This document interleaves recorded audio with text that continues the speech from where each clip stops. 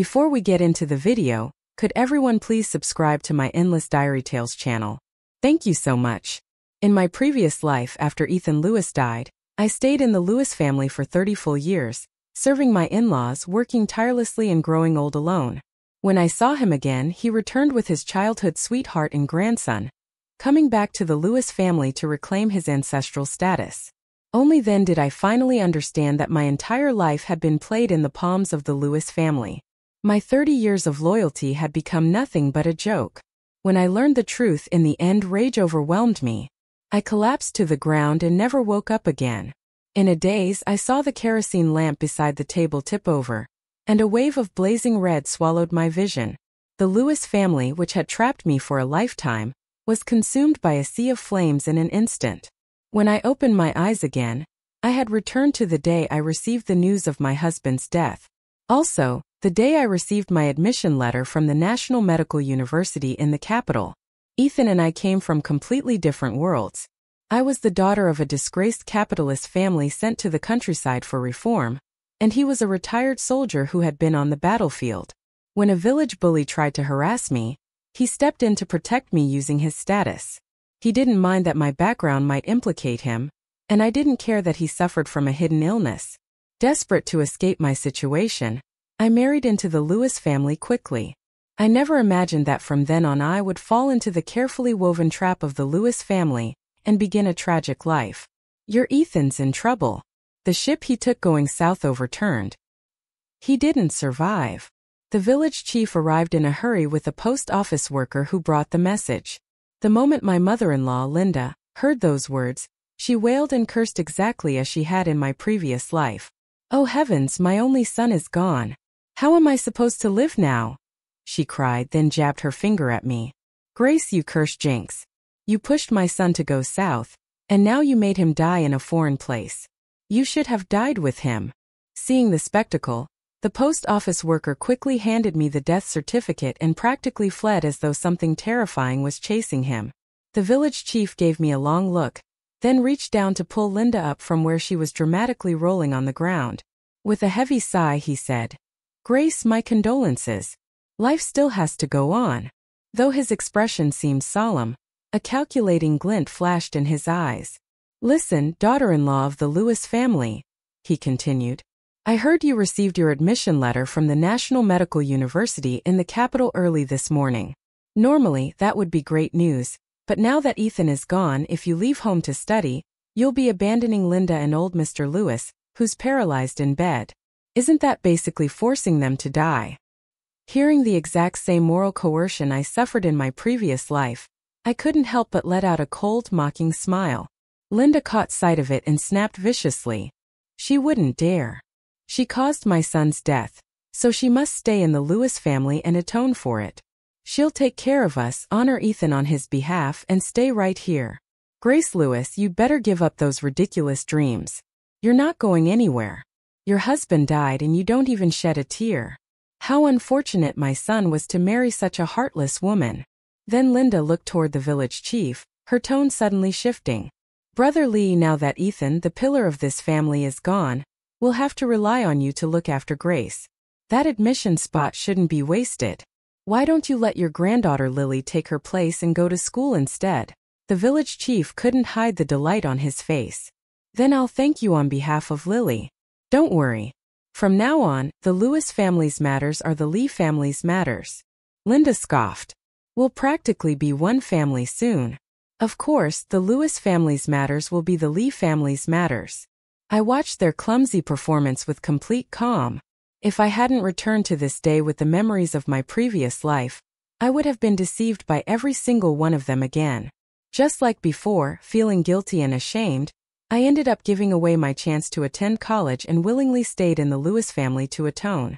In my previous life, I was so drowned in the grief of Ethan's death that I didn't pay attention to the expressions and intentions of the people around me, and that was why I failed to see their schemes.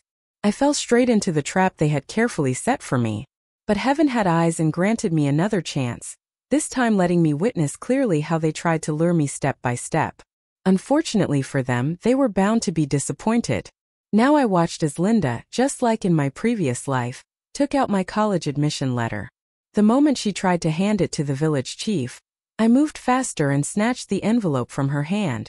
I threw it directly into the stove I had prepared in the yard. The envelope caught the flames instantly, burning to ashes. And so did their dream of having Lily take my place and attend college. While they were still frozen in shock, unable to react, I pretended to cry in heartbreak and ran out of the Lewis family home, running far away down the road. Only then did I hear Linda's shrill cry behind me. What a disaster! What are we going to do now, Brother Lee? I let out a quiet, cold laugh in my heart.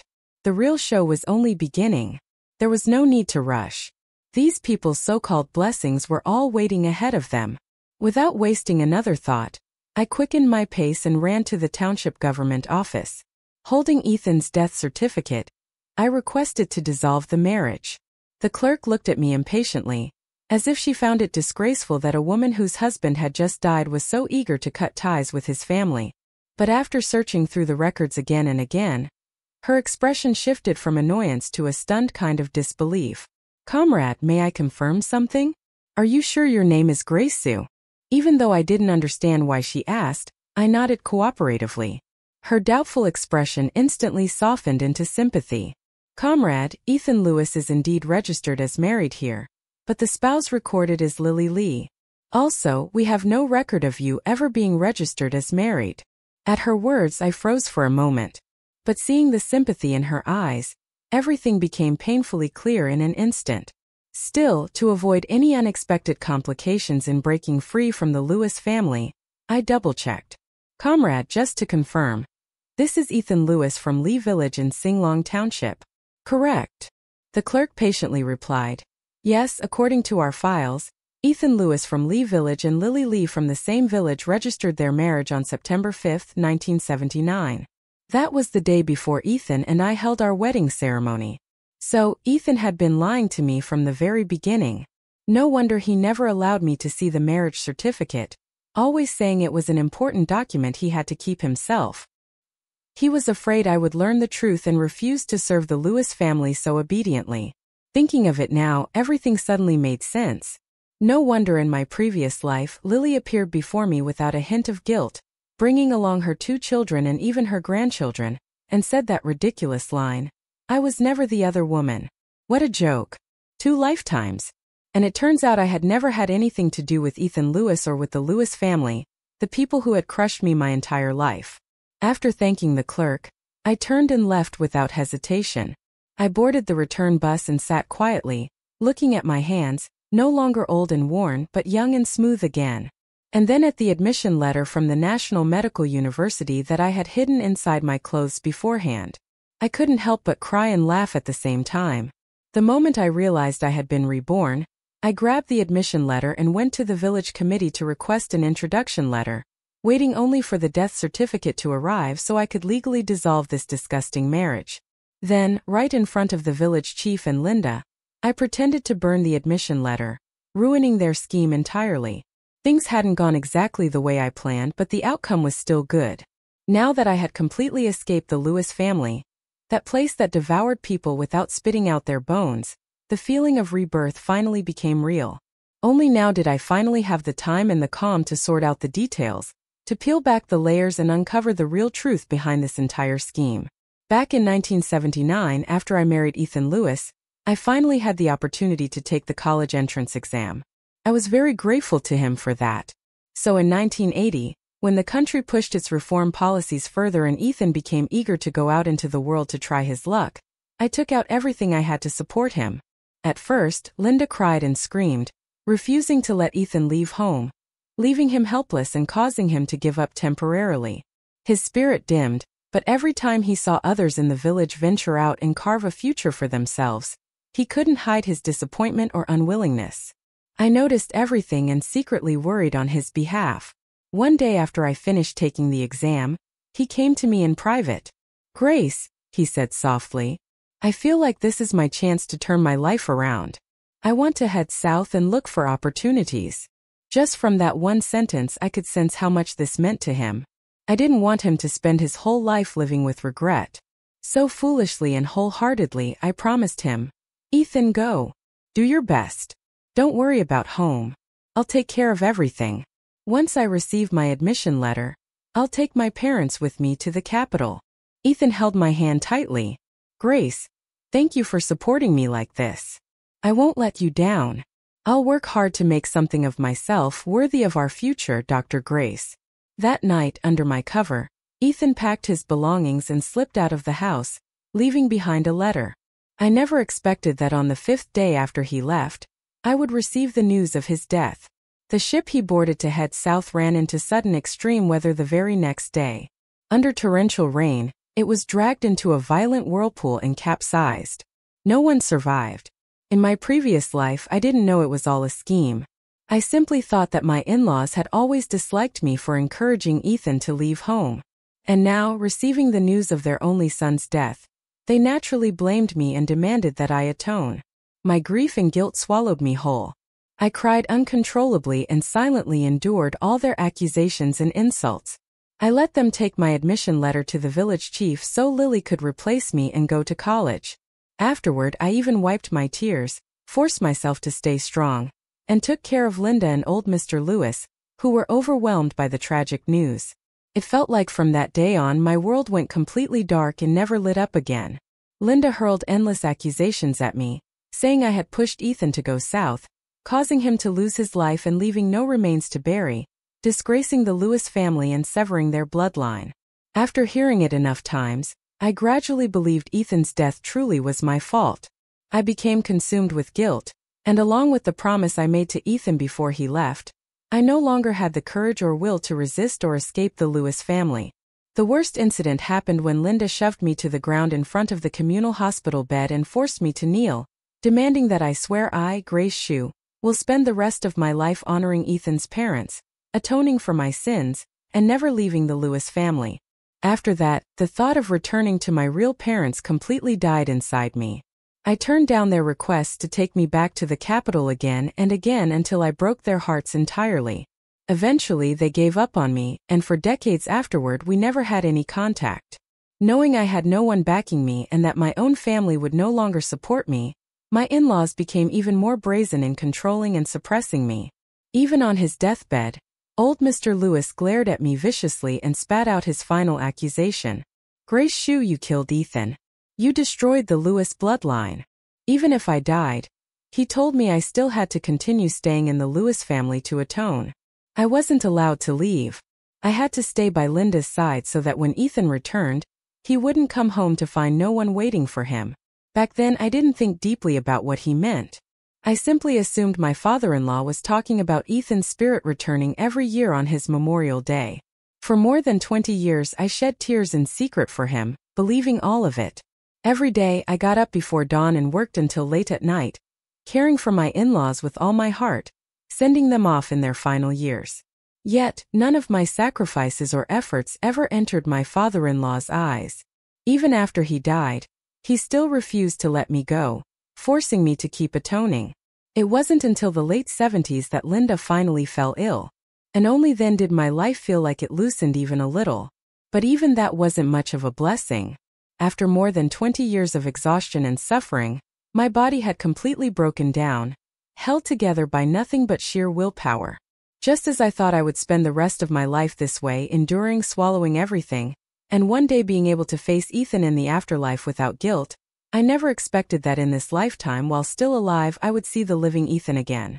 But when we did meet again, he had returned with his childhood sweetheart and his grandson, coming back to the Lewis family to reclaim his ancestral status. I stared at Ethan, who looked even younger than me, then at the elegant woman beside him, his lovely wife, and the happy child in her arms. Every drop of blood in my body seemed to freeze. My scalp tingled.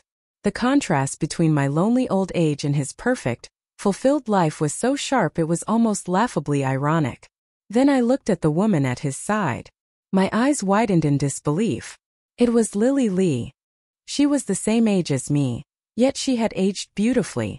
Her hair was styled fashionably, and she wore a fitted red dress that made her look refined and elegant. Compared to her, I was a walking shadow, white-haired, hunched, frail, death lingering over every inch of me. I couldn't help wanting to flee from the overwhelming shame of this scene, but Ethan seemed completely unaware of my reaction. He greeted me warmly and even introduced me to his son and grandson. I forced my stiff lips into the saddest smile of my life. At last, he sensed something was wrong and sent the child away before quietly stepping closer. Lily cast him a reluctant look, but at his gesture, she turned to leave. Before walking off, she threw me an inexplicable sentence. "Grace, I was never the other woman." At the time, I didn't have the strength to understand the meaning behind her words. The years of resentment, betrayal, and unspoken suffering inside me finally snapped the last thread holding me together. My cloudy eyes filled with tears, and with a trembling voice I questioned, "Ethan, since you were alive, why didn't you ever write to me? You knew I was still waiting at home for you. Why did you marry Lily? Do you know how I survived all those years? Even if you hadn't wanted to come home, even if you married and had children elsewhere, you could have at least sent a letter to let me and your parents know you were alive. I wouldn't have carried the weight of thinking I'd killed you, or that I had destroyed the Lewis family. My entire life wouldn't have been ground into dust by that guilt." Ethan fell silent for a long moment before letting out a heavy sigh. "Grace, the Lewis family did you wrong. But we never had any relationship to begin with. Please don't make things difficult for Lily." I stared at him, eyes wide in disbelief, pinning him with my gaze. I never imagined he would respond with something so shameless, so brazenly cruel. No longer the weak woman I once was, I shot back at him. "What do you mean we never had any relationship?" But as the words left my mouth, he hesitated. His lips pressed together. Under the pressure of my unyielding stare, perhaps unable to keep lying, perhaps his conscience finally stirring, he slowly began to reveal the truth I had never known. "Back then I really did buy a boat ticket, but in the end I never got on that ship. And then I used the situation to my advantage. After all, my marriage to Lily Lee was fully legal and valid. As for you and me, Grace, just assume that my mother took my death certificate and used it to apply for the marriage dissolution on your behalf, freeing you. From now on you can go wherever you want. If you want to stay in the Lewis family, Lily and I wouldn't be so heartless. We wouldn't kick you out." When he finished speaking, I couldn't control my body anymore. I started trembling all over. What did he mean by just assume? What did he mean by saying I was free to go wherever I wanted? How did he even have the face to say he wouldn't kick me out? Before I could tear apart all the holes in his story, something far more horrifying surfaced from between his half-truths. My in-laws had known everything. They had known from the beginning. They knew their son was still alive. They knew the Lewis bloodline was secure. And taking advantage of the situation, they quietly obtained proof of marriage dissolution so Ethan could marry Lily and build a perfect life. At the same time, they hid the truth from me, using Ethan's death to crush me, watching me drown in sorrow, guilt, and despair, willingly becoming their servant. They let me break my body for them because it allowed them to enjoy meticulous care for more than 20 years. Ethan could chase his dreams without any worries, and the Lewis family wouldn't miss the chance to fill their house with children. What a perfectly calculated plan. As the realization hit me, my cloudy eyes widened in disbelief, and my voice trembled as I asked, "Didn't you say you were infertile? Where did the son and grandson come from?" Ethan's gaze flickered, and he stayed silent for a long moment. Just think of it as Lily cured me. A whole family of liars. They hid everything from me so well. My vision went blood red as I stared at Ethan. Cured Ethan? Really? Fine. Let's assume that's true. Then why didn't you come back sooner? Let me guess. You were afraid that without me, your paralyzed father-in-law and your proud, lazy mother-in-law would have no one to look after them, right? You people from the Lewis family are truly heartless. You tricked me so horribly. Aren't you afraid of divine retribution? Ethan's expression changed over and over, as if I had stabbed right into his guilt.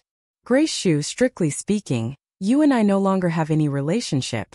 But since you took care of my parents for so many years, I can compensate you. You can continue living in the Lewis family home. I'll send you money every month, but don't ask for anything else. He even gave me a final pitying glance, like tossing scraps to a stray dog, before telling me to leave. I stood there in a daze for a long time, so long that the sky grew dark. Only then did I force my stiff legs to move and walk into the inner room.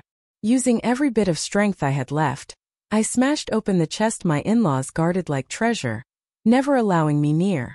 Inside I found money, ration coupons, meat coupons, and most shockingly stacks of letters and photographs. The first photos were of Ethan and Lily together, then of the three of them, then four of them. My fingers trembled uncontrollably as I held them. Each photo mocked me, mocked how ridiculous all my sacrifices had been. Then came the letters. I read them one by one, and with every line my heart grew colder. They had been in frequent contact for years, and I had never noticed a thing. The letters were filled with their schemes and their disdain for me. And the worst part, the part one couldn't forgive, was discovering that Ethan had secretly brought Lily back several times over the years. After seeing that I was taking good care of his parents, he left again without hesitation, returning to his business and his real family. He even went as far as to have all the letters between them sent directly to Village Chief Lee's house, and then he would take the chance to bring them over and deliver them to Linda. After finishing the last letter, something inside me snapped. No wonder there were several times when that calculating, harsh mother-in-law of mine suddenly gave me movie tickets, telling me to go into town to relax. I had foolishly assumed it was her conscience finally softening, but it was all arranged ahead of time. They were afraid I might run into Ethan and Lily face to face and expose the truth, ruining their perfect plan and refusing to serve them any longer. Once I understood all of this, the fury and heartbreak overwhelmed me. I collapsed to the floor and never woke up again. I hated them. God, I hated them. I had devoted my entire life to caring for my in-laws, but from beginning to end, all they gave me in return was betrayal. In my final moments, I vaguely saw the kerosene lamp tip over beside the table, flames exploding in front of my eyes, devouring the Lewis family that had trapped me for a lifetime. Good, I thought. Let everything burn to ashes. I jolted awake. The phantom heat of the flame still lingered on my skin, making my breath hitch. The memories of my previous life felt too real, as if I had walked through hell all over again. The road beneath the bus swayed gently, enough to lull anyone to sleep, but my mind only grew clearer and sharper. After thinking deeply, I felt that something was off, something I had overlooked. A sense of unease kept digging into me. I felt the truth was far more brutal than what Ethan had told me in my previous life.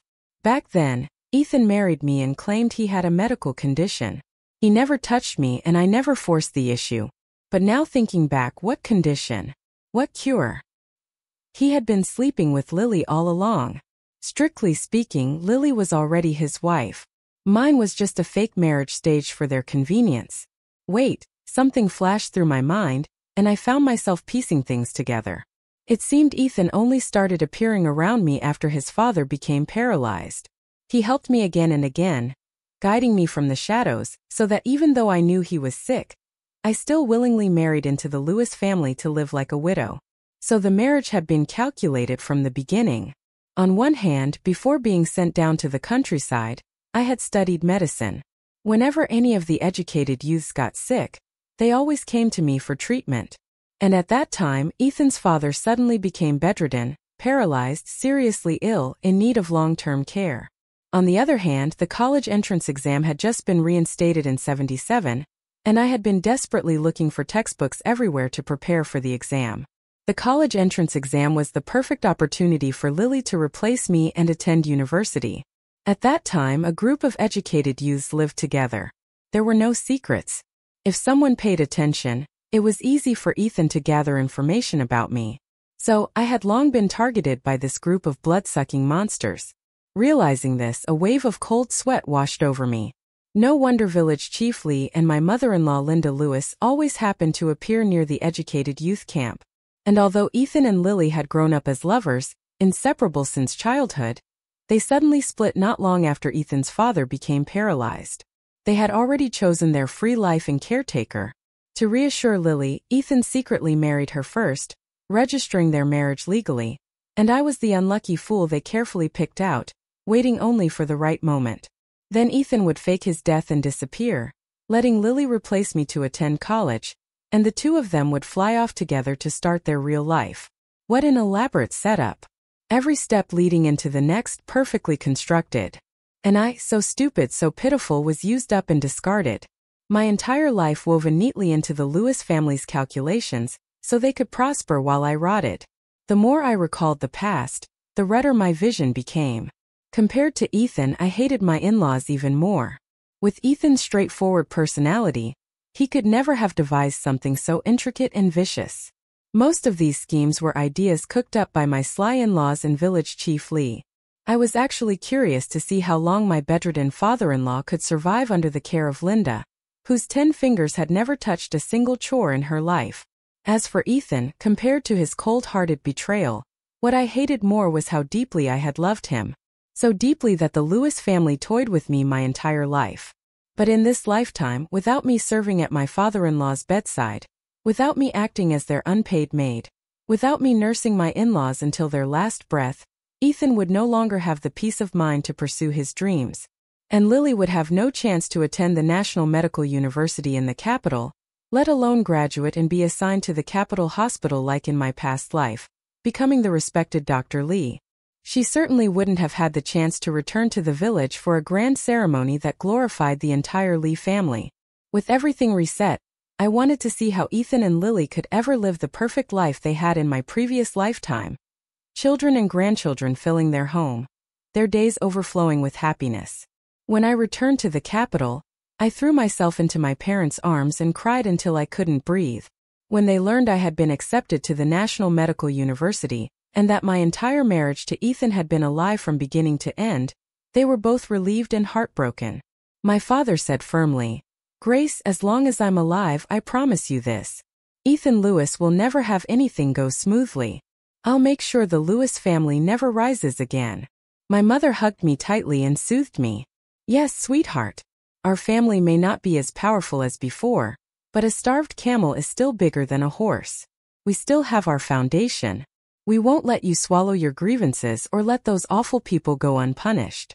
Hearing their words eased the weight in my chest, but I was still afraid they might act impulsively and harm themselves.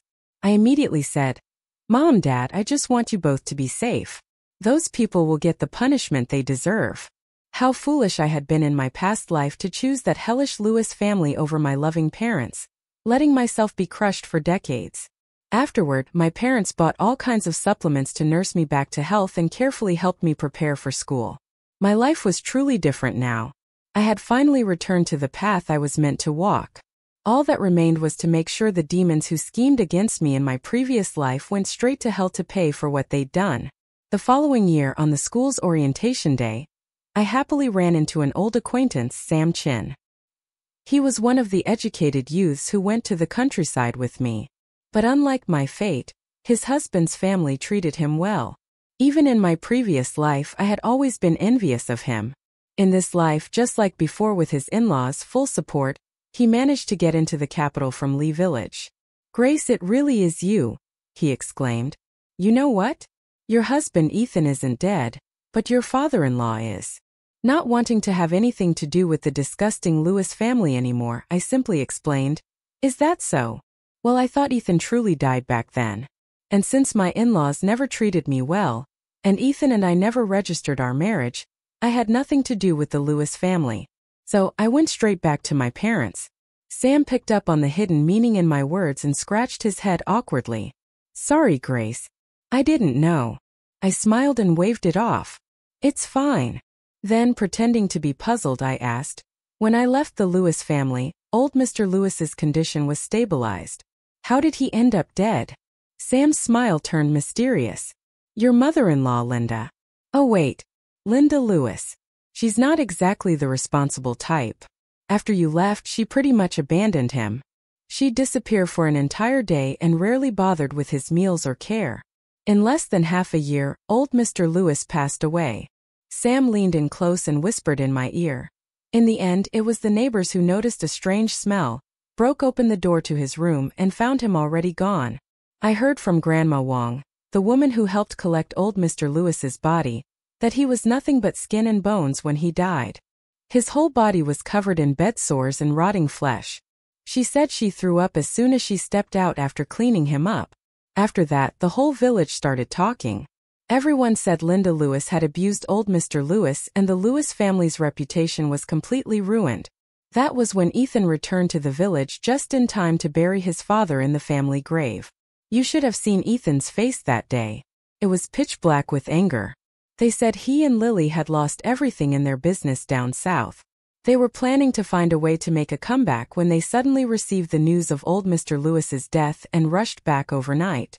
Hearing this stirred conflicting emotions in me, but I didn't feel the slightest bit of sympathy. I knew that without me, old Mr. Lewis wouldn't survive long under Linda's care. But I never expected him to die so quickly and so miserably. Was karma coming a little too fast? At the same time, I couldn't help feeling proud of my father. Clearly, in this life, Ethan would never rise to become the wealthy, influential businessman he had been in my past life. That thought made me want to laugh, though. On the surface, I put on a sympathetic expression. In that case, he probably suffered horribly under Linda before he died. Maybe passing away was a relief, I murmured. Then I pretended to be curious. Did Ethan ever explain how he came back from the dead? Samkin's expression grew strangely amused. He said some kind-hearted person saved him, but he hit his head and lost his memories. He didn't remember where his home was until Lily ran into him in the south and helped him recover his memory. Then she brought him back to the Lewis family. Sam clicked his tongue. Grace, do you really believe coincidences like that happen in this world? Something about it feels off to me. He gave a short laugh then spoke seriously. Leaving the Lewis family back then was the best decision you ever made. Linda was spreading rumors everywhere after you left. She told everyone you went crazy from the shock of Ethan's death. Ran off and no one knew if you were alive or dead. That way, Ethan could legitimately marry Lily. If I hadn't run into you at school today, I might have actually believed her lies. Seeing me now healthy and living well, he grinned. I'm really happy for you. I smiled genuinely. Thank you, Sam. I'm grateful too. Breaking free from that parasitic Lewis family, returning to my parents, going to university in the capital. I finally have a new life. Then I took off the latest watch I'd worn on purpose today and fastened it onto Sam's wrist. Don't take it off. I still have several other models. Back at the educated youth camp, you helped me so much. You even shared the books you worked so hard to obtain. Meeting again here at the National Medical University. It's fate. You have to accept this late thank you gift. Sam stared at the watch in disbelief, excitement creeping into his voice. Grace, this watch cost 200 yuan. It's too expensive. And besides, we helped each other back then. What would it make me if I accepted something like this? He immediately tried to take it off. I held his hand firmly. Fine. Your mother-in-law adores you, right? She'll definitely send you Wild Mountain products every now and then so you can help me get some from the village to repay the watch. Now you can accept it with a clear conscience. Sam's whole face lit up as he smiled. All right, I'll write to my mother-in-law as soon as I get back and ask her to prepare extra this month. When it arrives, I'll bring it straight to you. With that, everything fell into place and the weight on my chest finally eased. This watch had always been my planned compensation for Sam, who would help pass messages for me. If he refused to accept it, I'd have felt guilty. But this arrangement made things even easier for me. The next time I saw Ethan was half a month later at the start of the new school term. Ever since meeting Sam that day, I knew this moment was bound to come sooner or later. I hadn't expected it to come this soon. But unlike my previous life, Ethan showed none of the confidence or prestige he once had when he returned home as a successful man. This time he looked completely defeated, worn down and pitiful. He was pushing Linda in a wheelchair. The moment he saw me, his bloodshot eyes lit up with joy. Grace, it really is you. You actually came to the capital for school. I'm alive. I brought Mom here to find you. I've missed you so much. Before I could react, he took big strides toward me, reaching out as if to pull me into his arms. Disgusted, I stepped back immediately, putting a clear distance between us. He really had the nerve to come find me. Did they feel no shame? After scheming against me so thoroughly, how could they still dare to show up? I studied my emotions and used the very same words he had once told me in my past life. Ethan, please keep your distance. Strictly speaking, we have no relationship. You know exactly whose name is written on your marriage certificate. When he heard that, panic flashed visibly across his face. Seeing I had already learned the truth and that my attitude was firm with no room for softness, he became desperate. Grace, I regret it. Mom and we can't live without you. I let out a cold laugh. Can't live without me or can't live without having a hard-working, obedient, unpaid maid to serve you both? If that's what you're looking for, you're at the wrong door. Go find Lily Lee. Don't tell me you're delusional enough to think I'd go back to the Lewis family to slave away for you again. Aren't you afraid I'd make you both regret it? At that moment, Linda suddenly shouted from the wheelchair, her voice shaking with emotion. No, don't go to that Lily. Grace, I thought you'd gone mad and died out there somewhere.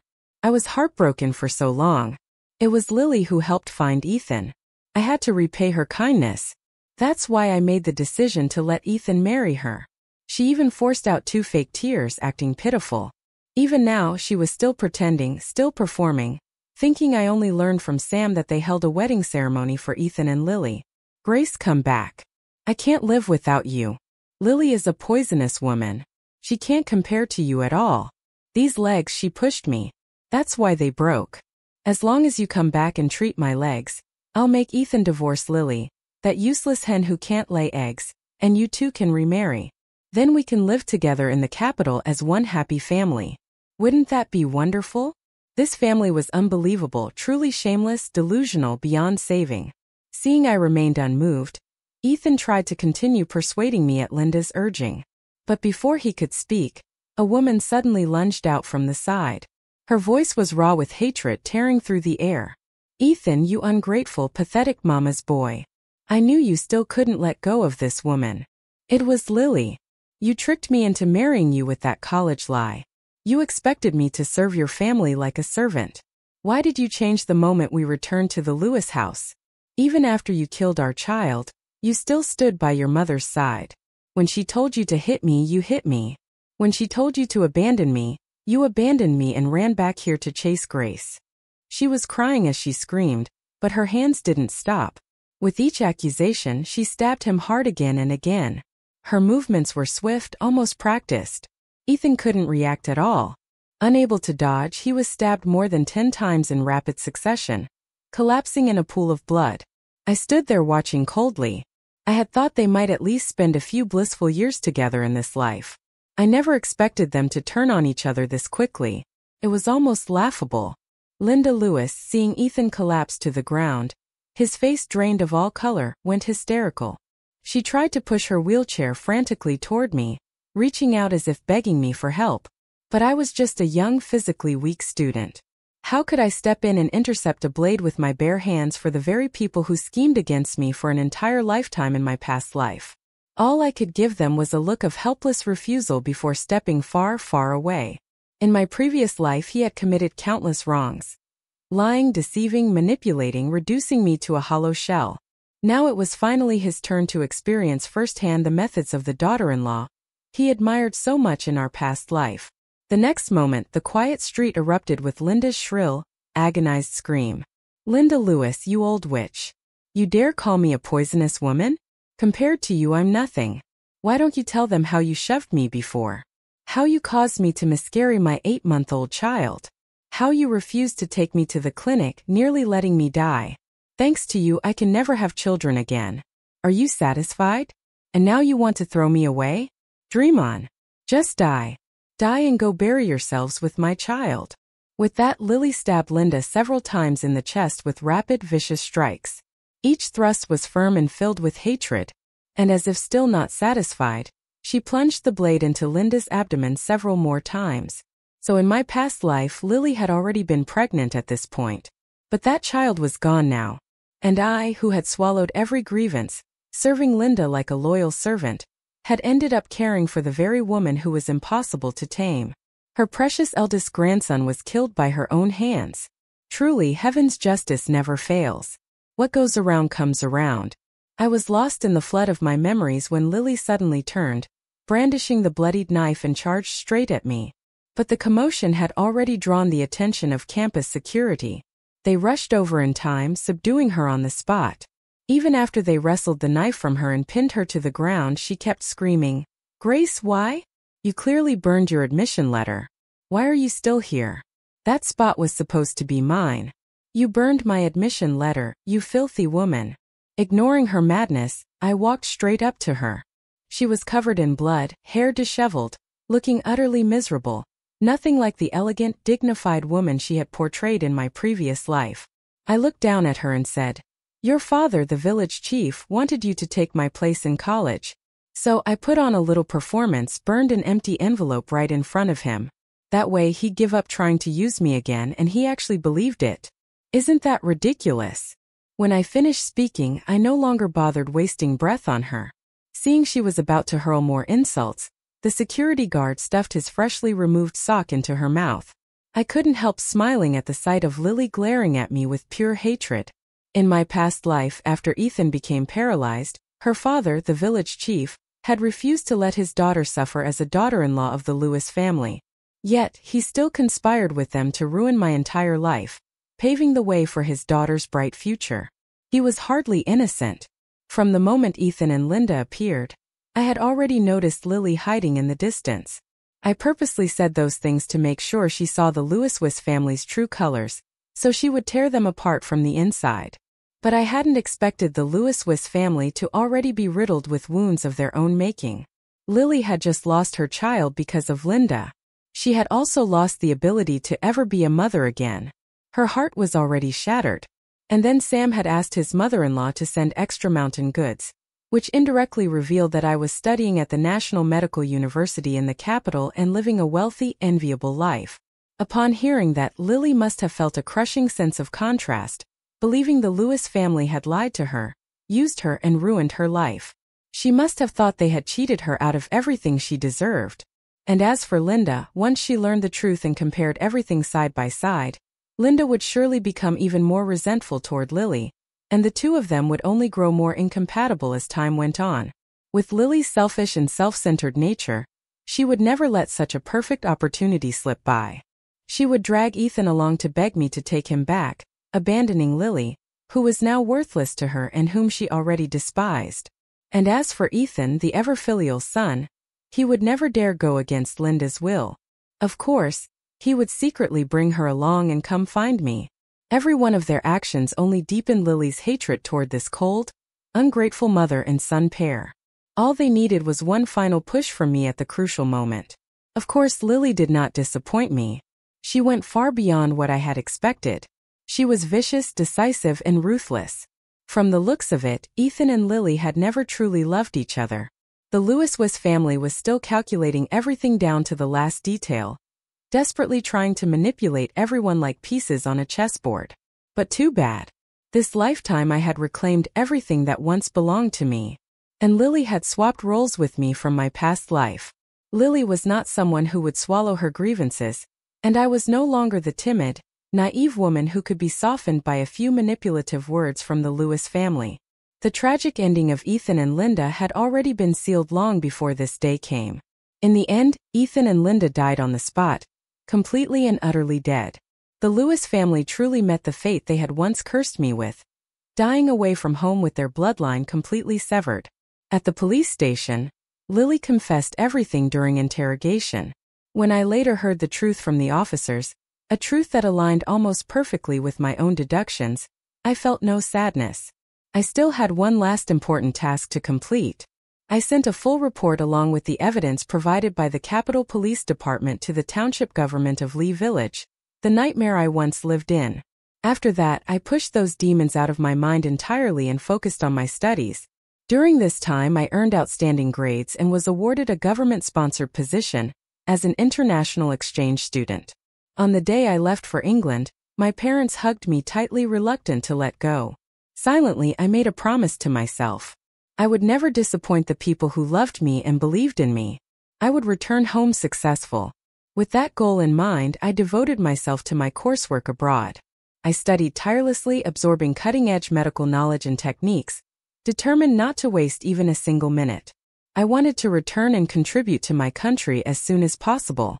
5 years later, I rejected my mentor's attempts to keep me there, and decisively boarded the plane back home. Upon my return, not only was I recommended as a specialist talent to the Capitol Hospital as a department director, but I also became the youngest professor the hospital had ever hired. I lived up to my director's expectations.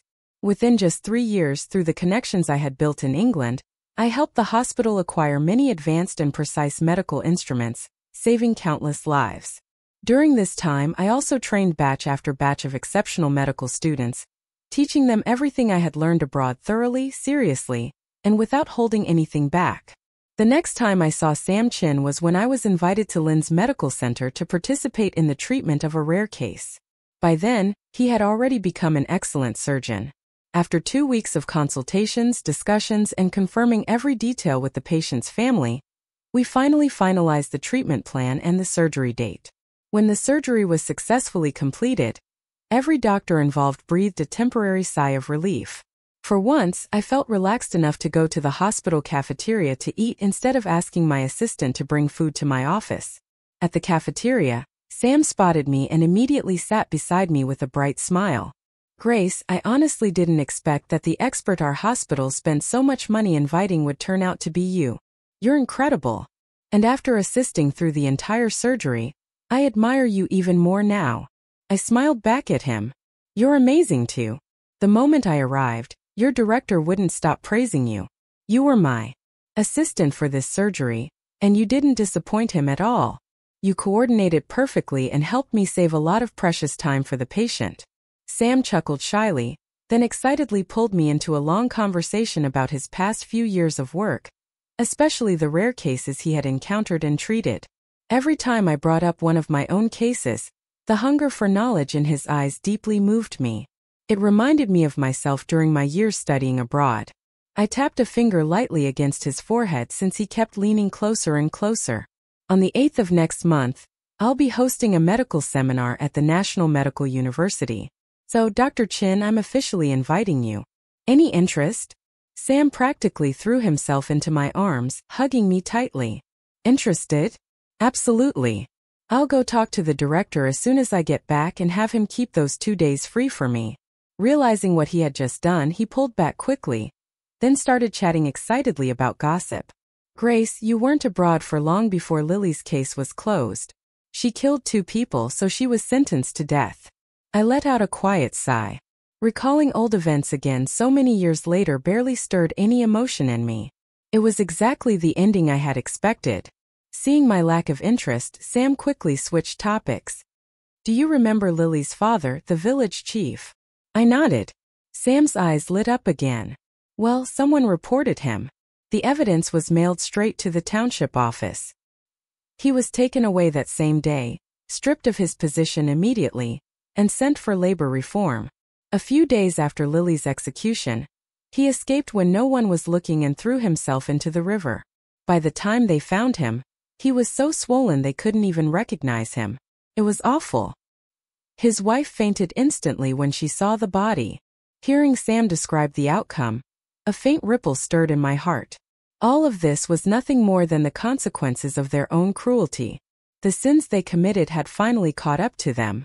The resentment of my past life was completely resolved. I felt the exhaustion of years lift from my body, leaving only lightness and ease. Everyone has their fate. If you do wrong, you will pay eventually. "Are you free tonight?" I asked. "Let me take you to the state-run restaurant for a proper meal. We should celebrate our first successful surgery together, and celebrate meeting again after all these years." Sam beamed. "Of course. Can I bring my family? My kid is adorable. You'll love him." I stood up and nodded with a smile. "Sure, and tell your little one that Auntie Grace is looking forward to meeting him for the first time. I've even prepared a gift."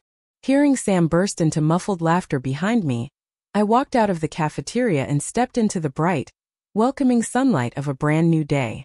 In the years that followed, my life settled into a quiet, steady rhythm. I poured myself into my work, treated every patient with the same compassion I once wished someone had shown me, and guided every young doctor with the patience I had learned the hard way. My days were full of purpose, of people, of healing, and for the first time in 2 lifetimes I truly felt alive. Sometimes when I walked through the hospital corridor in my white coat, I would catch my reflection in the glass. I no longer saw the timid girl who had once been trapped in the Lewis family's web. Instead, I saw a woman shaped by sorrow but not defined by it. A woman who had clawed her way out of hell and built herself a new heaven. My parents grew older, but with every holiday I spent with them, every meal shared, every moment of laughter filling our home, I felt a gratitude so deep it humbled me. I safeguarded them with all the strength I had left. They were my anchor in my darkest life, And in this one I finally became theirs. As for the Lewis family, they became nothing more than distant shadows. Names on old documents, whispers from a life that no longer belonged to me. Their fate had played out exactly as it should have. Justice does not always come swiftly, but it always comes. One spring evening after finishing my shift, I stood on the hospital rooftop and watched the sun dip behind the skyline of the Capitol. The golden light spilled across the city like a promise, warm, steady, full of hope. I closed my eyes and breathed in deeply. This life was mine. No chains, no debts, no ghosts of the past tugging at my heels. Just the path I chose, the future I built, and the peace I earned. For the first time I wasn't surviving. I was truly completely living. And that, I realized, was the greatest revenge of all.